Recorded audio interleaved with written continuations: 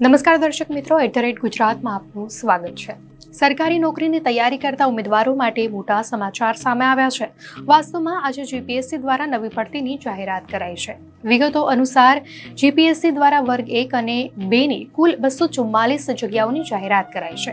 આ ભરતી માટે 7 થી 23 માર્ચ સુધી ઓનલાઈન ફોર્મ ભરી શકાશે। વિગતો અનુસાર આ જાહેરાત માટે આવતીકાલથી જ ફોર્મ ભરી શકાશે। રાજ્યમાં થોડા દિવસ પહેલા ગુજરાત એડમિનિસ્ટ્રેશન ડિપાર્ટમેન્ટ દ્વારા વર્ગ 1 અને 2 માં ભરતી માટે નવા નિયમો જાહેર કરાયા હતા। ગુજરાત જાહેર સેવા આયોગ દ્વારા ગુજરાત વહીવટી સેવા વર્ગ 1, ગુજરાત મુલ્કી સેવા વર્ગ 1-2 તથા ગુજરાત નગરપાલિકા મુખ્ય અધિકારી સેવા વર્ગ 2 માટે કુલ 244 જગ્યાઓ પર ભરતી પ્રક્રિયાને લઈને નોટિફિકેશન બહાર પાડવામાં આવ્યા છે। તો નવા નિયમ અનુસાર જીપીએસસી વર્ગ 1 અને 2 ની ભરતી પરીક્ષામાં પ્રિલિમ અને મુખ્ય એમ 2 ભાગમાં પરીક્ષા લેવાશે। ઉમેદવારે મુખ્ય પરીક્ષા આપતા પહેલા પ્રિલિમ પરીક્ષામાં ઉત્તીર્ણ થવું આવશ્યક છે।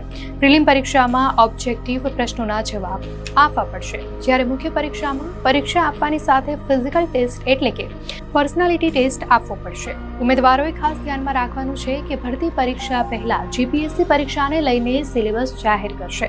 ઉમેદવારના ઓર્ડર, પ્રેફરન્સ સહિતના નિયમોને લઈ ગેજેટ જાહેર કરાશે।